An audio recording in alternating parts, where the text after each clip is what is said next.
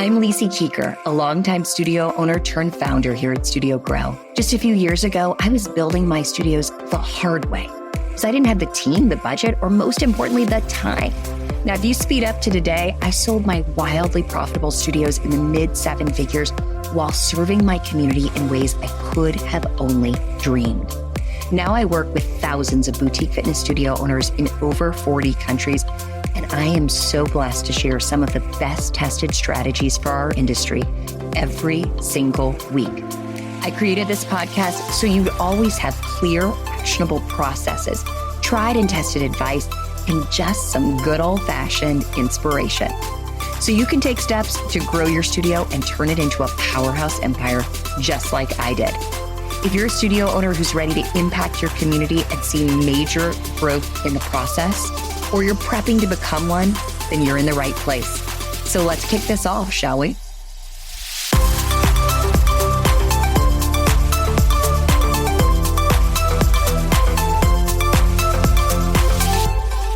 Do you want to raise your prices, but you're worried about losing clients? Well, today we're going to talk about it. Welcome back to the Business of Boutique Fitness podcast, where we support you in building a studio that's profitable, purposeful, and rooted in genuine leadership. My name is Matt. I am the Assistant Director of the Start Your Studio Profitably program with Studio Grow, and I am joined today by Connor.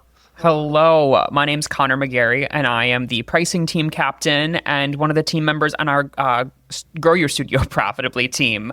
And today we're going to be talking about how to raise your prices the smart way. I want you to drive more revenue without having too much of an impact on your client experience. So Matt, you want to kick it off? Where do you start? Look, I can feel the anxiety of the people listening to this right now, but I also know that they are hungry for this information. So Connor, you and I do this pretty much all day, every day. So I'm really excited to talk to everyone about it. And the first thing that I want to say is put that anxiety away. Okay, this is a really positive thing. We need to reframe our mind around this because this is positive. This is a sign that, our business is, undergoing changes, and it's all good things, right? We need to back ourselves, not question ourselves going into this. I think that's really important. And I would also want to double down on that this is tough. Look, it's so much easier to be on this side of the podcast, not changing my studio's prices. But when you bring that anxiety and that fear into this conversation from the beginning, your clients are going to clock that and they're going to be tuned into that rather than what the true messaging is in driving more value from your studio. It's like when you're in a sales conversation and someone asks you a question and you're not confident in responding. If people can sense that,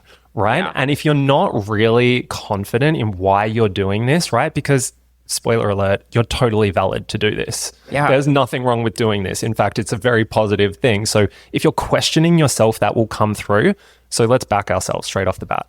I think that's really important to highlight. And something that I end all of my pricing strategy calls with is that I need the client to be fully bought into the numbers. I don't care if I think it's right, if I think it's the right idea, but if you don't think it's right, your clients are going to read that. And your confidence and commitment to this is what's most important.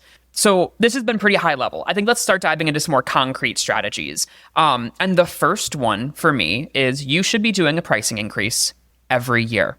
Every year. Cost of living is going up. In the US specifically, our inflation is somewhere around 4%. So $100 today is worth $96 next year. So you need to be covering that in how you're raising your costs. And doing it every year is so much easier because it trains your clients to expect it. They know there's going to be a pricing increase every January. And that way you allow it to be expected and incremental.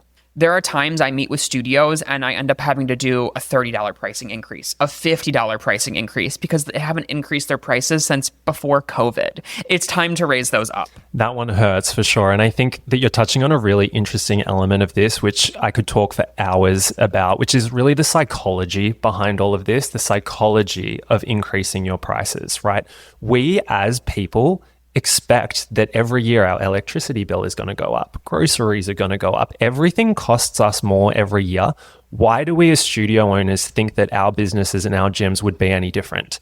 We put that psychological constraint on ourselves because our clients are expecting this. So why are we flipping that back? Exactly. And I think something we're gonna get into as we dive deeper is The pricing increases that your new clients, someone walking in off the street next Monday, should be different than the slight pricing increases maybe a current client has.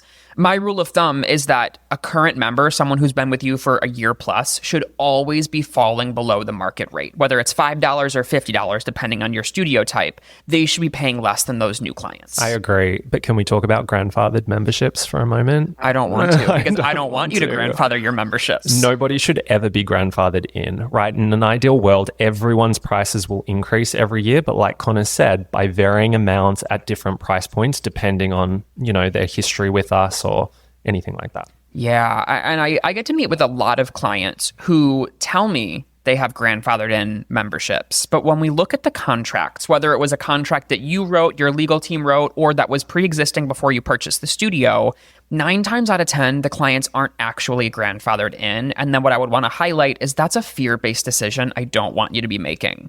Again, easier to say from this side of the podcast, but you need to face that fear and raise your prices. Absolutely. Okay, so let's say people listening to this have gone, I know I need to do this. Right? I'm still a little scared. I'm still a little anxious, but I know I need to do this. It's time to swallow the frog, bite the bullet, and just do it. What would you say is the first thing that they should be doing? First and foremost, get organized. Yep. What I like to do, because I'm very type A and I want to control everything, is I would put on one spreadsheet all my current membership types and what their rate is. And then this kind of goes back to your current members paying less.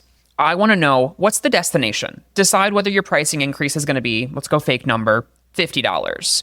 So if a new member is going to pay $50 more, maybe a current member is only going to see an increase of $30, of $25. And then within that, you get to start playing with levers. My favorite way to go through pricing increases is to let a member pick their poison. Because from the studio owner perspective, I don't care if you get price per month or you get commitment length. Average client lifetime value goes up and you win. So I would go to Matt and say, hey, Matt, you've been a member with me for 20 years at this point. The total price is going up $50. Your price will go up $25. But if you re-sign with me for a 12-month commitment, your price is going to go up $15. So Matt gets to choose, does he want to pay more every month or does he want to commit to me? Absolutely. And I tell you what, I will take that 12 months of guaranteed accounts receivable over an extra $10 a month. 100%. The peace of mind you get from those accounts receivable is so important. And again, Matt then feels like he's saving 10 or 15 bucks and getting an even better deal from his studio. Absolutely. And I think that every time that I've done this in one of my studios, I've always started with what's my reason? What's my why behind doing this, right? Aside from the fact that it's best practice to do it, what am I looking to achieve with this sort of thing? So even if you're not necessarily a numbers person who just loves diving into the formulas and the spreadsheets like you and I are, Connor, then there's still some high level data that you should be pulling to understand where you're currently at in terms of your revenue that you're generating and then what these changes will do, right? And you can always have 3 sort of different approaches, like a conservative approach, a moderate approach, and then an aggressive approach. If you're feeling some of that anxiety that we've been talking about, maybe start off with the conservative approach, right? But you need to know, what is your break even? What are your most profitable memberships? What is the skew of your memberships, as a pie chart across your overall client base, so that you can make sure you're making really educated decisions on how you're going to play this. I love that. What you're saying is that you really need to know the unit economics, which is kind of a scary word, but I just want you to know, on average, I call it the core rate. What is the average rate a client is paying, and what does it cost to run a class? Because I'll bet that, in the 6 years since you've increased your prices, teachers are more expensive, your rent has gone up, utilities, insurance, every bill I can talk about has gone up. And I want you to know, 1, what do you need to charge to break even? What is that floor price so that you're net zero? And then 2, what are you going to be charging on top of that to make sure that there's room for a little bit of cushion for you as the owner? Mm-hmm. And so we've done all of this, right? We've figured it out. We've mapped our data. We know exactly what the game plan is. Now it's time to actually act on it. And the most important part of this, right, is the communication piece. Yes. People don't like nasty surprises. Think about yourself, right? Put yourself in that position. You wouldn't just want that surprise to hit. You would want to be really informed about the change that was coming. And you would also want to feel like everyone was being really transparent with you and that there was nothing hidden, right? Think of that like sleazy secondhand car salesman sort of vibe. Like you can tell when you feel like something's being hidden from you, and your clients are exactly the same. There's also no shame in this. Okay, there is no shame in increasing your prices. So don't feel like you're being greedy or that you're just trying to line your pockets or anything like that. Your operating expenses have gone up, so it's only fair that you're charging more. I agree. And then I think kind of building off what you're saying is that the organization up front is what's going to set you free. This is going to be a complicated process. There's going to be phone calls, emails, SMS, conversations in studio. And when I'm walking one of my clients through this, I break that all down. Again, we're going to start notifying clients 30 days before a pricing change is going to go into effect because you want to give them enough time to either opt out or make a different choice. But before that 30 days even starts, I want to talk through segmentation. Who are we targeting? How are we positioning this offer? But just putting on one sheet of paper, here are the 7 emails I'm going to send so that they are scheduled in your CRM and ready to go. And having an organized phone call list where you and your manager and your 2 front deskers each split your 100 members into 25% and you each have 25 phone calls to make. But that specificity with which you reach out to those clients and say, hey, Matt, you've been taking 12 classes a month with us for the past 3 years. I would love to keep you on this membership. Here's what it's going to. Here's the lever for you.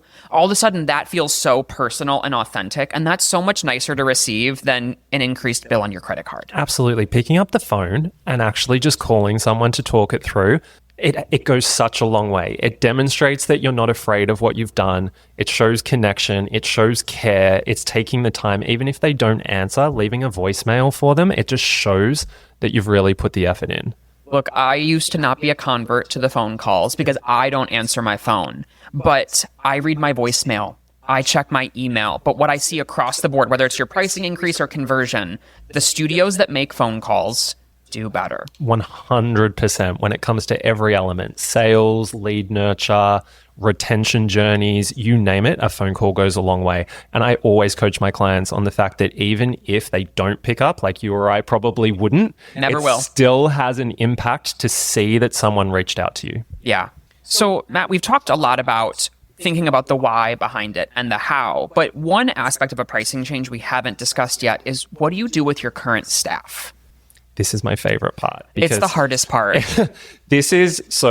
And I think that this is applicable not just to when you're raising your prices, but pretty much in everything that you do in your business. You should be putting equal focus on your team as you do on your clients. Yeah. Right? So the way that you want to nurture your clients, you want to nurture your team. If you want to communicate to your clients, you have to communicate to your team, right? So this is really important because particularly if you follow all of these steps, you should have a relatively smooth process, but even the smoothest process is going to have some bumps. There's going to be some tricky clients that are just going to give you a little bit of a headache. And when I say you, I'm really talking about your front line to your studio, which is your front desk team, your instructor team.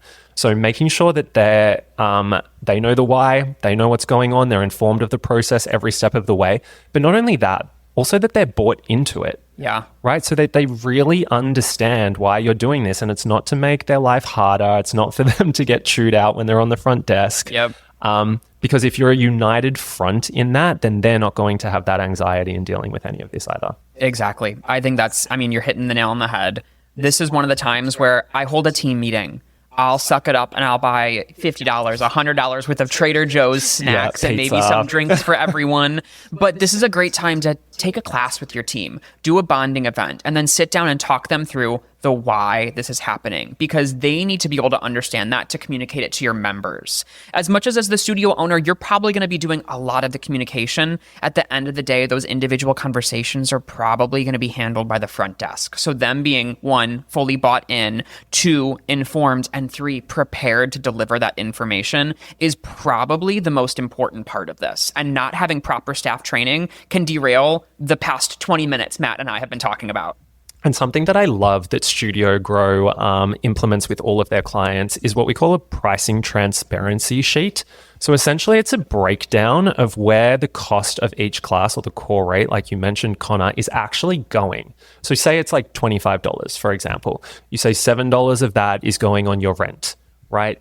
$10 of that is going on paying your staff a livable wage.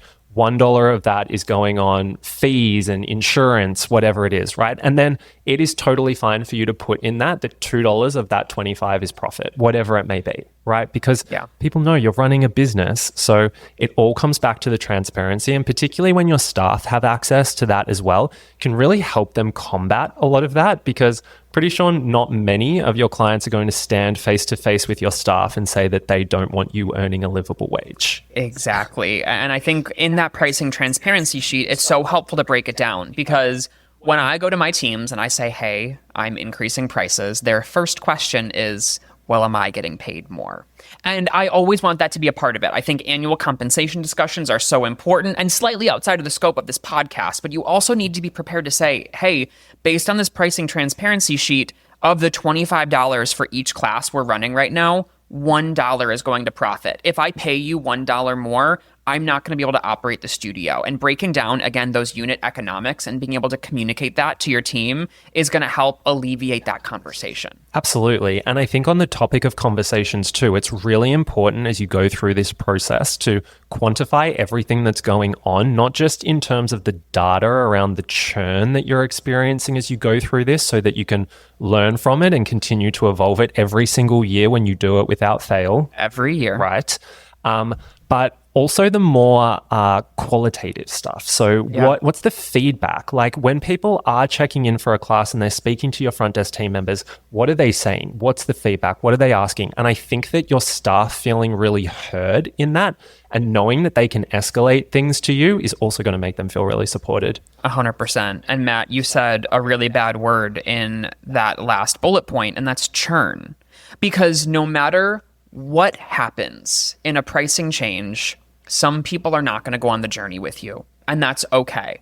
I do goal my teams on 10% of clients who come to the front desk to try and cancel can be saved. So I want to reach that 10% save rate, but that's not to say that everyone is going to understand or come along that journey. So one, collect feedback. Have an exit interview, have an exit form so that you can aggregate everything that's happening and see if there's any underlying trends. But at the end of the day, with a pricing increase, when I take the churn into account, the net positive recurrent revenue that you see is always going to be greater than zero. As long as you're, raising prices a reasonable amount, you're going to end up on top, and it's going to make your business stronger. Absolutely. And I think that a really interesting point with this too is that it's so often not about what we think it's about.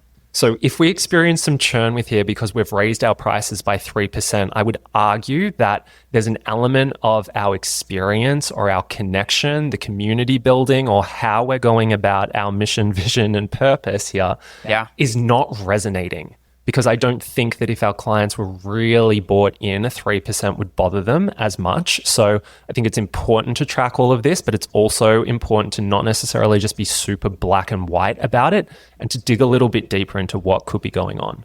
I love it. Well, Matt, we've covered quite a lot. So biggest takeaway, if you were going to tell a client one thing before they change their prices, what would it be? Well, the first thing before I even talk to a client about it is, and I'm a process person. If you've listened to this podcast, you know that I love to map things out. Yep. So I am going to be so organized about this, right, before I have any conversations. But then in every conversation, it's going to somewhat be less about what I say and more about the conviction with which I say it.